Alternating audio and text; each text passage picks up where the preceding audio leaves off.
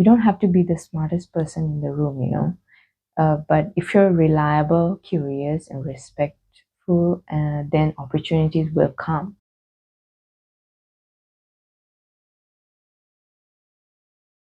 Hi everyone, this video is for cybersecurity entry-level candidates.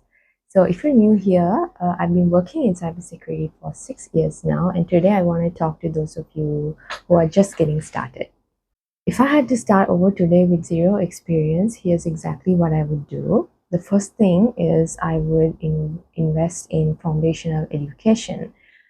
This means not just degrees, but learning that builds my understanding of systems, networks, and how data actually flows.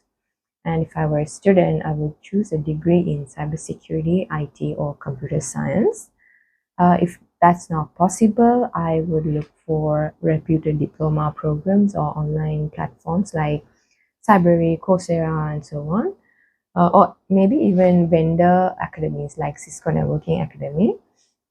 But if I'm being honest, today, with the ongoing demand and everything, um, almost all jobs related to cybersecurity require a bachelor's degree. Next point is on the path. So cybersecurity is not one thing. It's like a whole ecosystem, and rushing to choose a role without exploring is a mistake, right? And to be honest, it took me a while to decide what I was going to do in cybersecurity as well. Back then feels like software engineering and networking were very popular, and I wanted to do something very different. So I started researching the areas that I can go into, and then only I came across cybersecurity. And the more I read about it, the more I realized that it was very interesting, right? So that's why I always tell beginners, do not rush into choosing a role, right? You have to take your time to explore the different kinds. There are areas like the defensive side, like security operations, then pen testing, cloud security, GRC, or even threat intelligence, right? So you have to ask yourself, do you enjoy problem solving? Do you prefer hands-on technical work or working with policies and people? Asking these questions might give you an idea on where you fit the most. So here's something that I tell every new learner. Certifications don't make you a cybersecurity professional, but skills do. And if I were to start today, I would spend my first maybe 3 to 4 or 6 months learning hands-on. You can use platforms like Try Hackney for practical labs, Postfigure Academy to understand web security, learn basic scripting, and after all those, when I build some confidence, I will go for a certification like CompTIA Security Plus, or if you're specializing in, say, cloud security, then I would do AWS Cloud Practitioner. Depending on the direction, you can choose a certification, but you have to always remember that certifications validate skills and they do not replace them. Okay. Okay, so when I started out, I made a very risky choice. I passed up some early opportunities for my internship because I was holding out for a job that I really, really wanted. I was confident that I would land the interview. I'm not sure why I did it, but I waited and waited, and the interview didn't come until the last moment. It was right before my mandatory internship period was about to begin. Luckily, I got the job, but I still think it was a very risky move. So that's why I'm telling you that you don't need to start with your dream job, right? You just have to start. You just have to get a job that is related to the field. And when you get it, it's like you've already inside, right? And that first step into the industry will open up a lot of opportunities. Okay, so I personally think networking is one of the most important things when you're starting out.